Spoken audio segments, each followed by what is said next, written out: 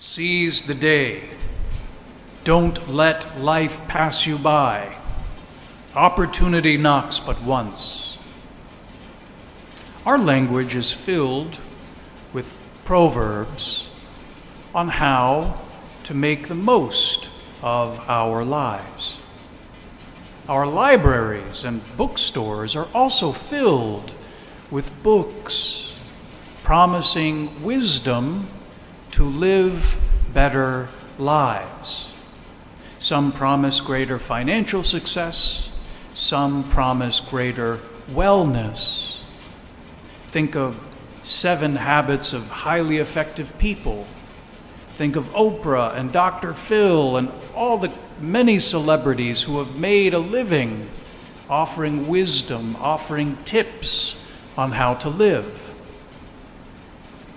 In our second reading from St. Paul's letter to the Ephesians, we hear something of a prototype of this genre of how to live wisely, how to live well. He begins, "Brothers and sisters, watch carefully how you live, not as foolish persons, but as wise, making the most of the opportunity." So far, so good. We all want to make the most of opportunities to become better versions of ourselves. But then St. Paul adds a twist. He completes the sentence with these words, "Because the days are evil." This is something you don't hear from self-help gurus. This is something you don't read in the many books on wellness and self-improvement.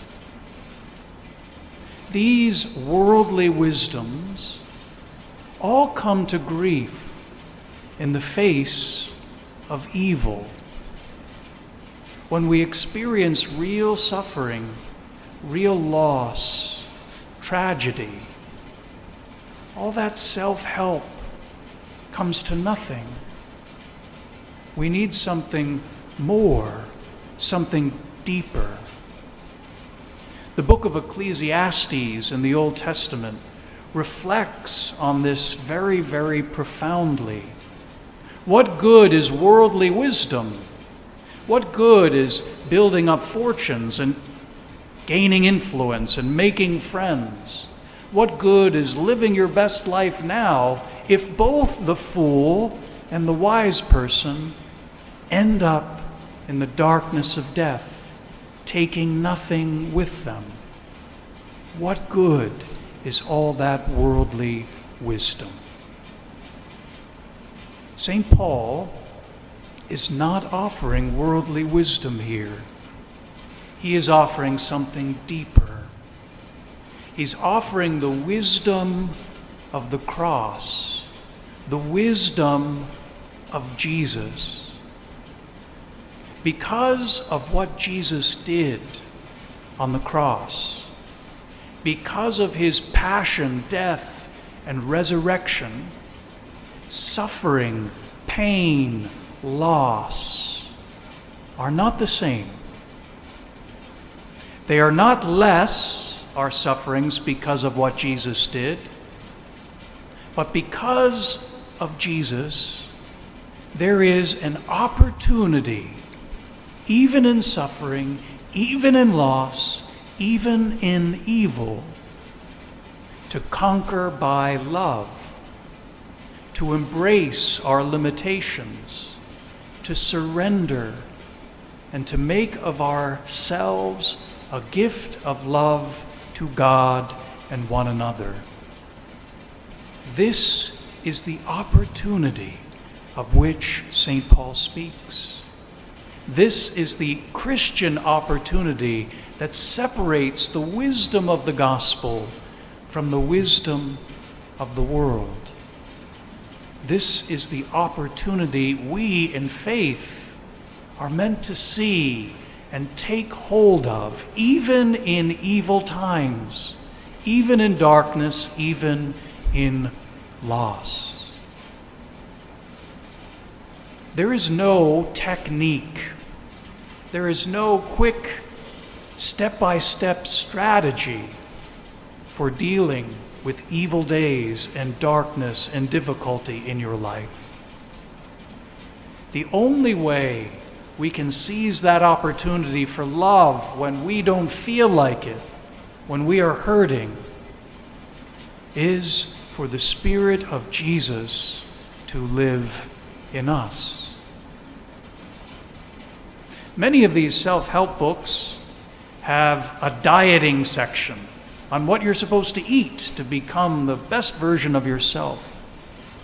Now, most of that advice will probably be proven wrong or surpassed by some new advice on what to eat to unlock your hidden potential. But this gospel wisdom on making the most of our opportunity for love in good and bad times has a special diet. And that diet is Jesus. It's his body and blood, which are real food and real drink, which we have heard over and over again in these weeks from the Gospel of John.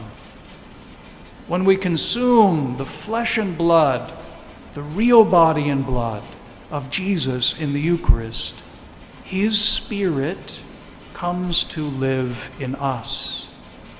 And that Spirit opens our eyes to opportunities for love and service, even in darkness, even in suffering.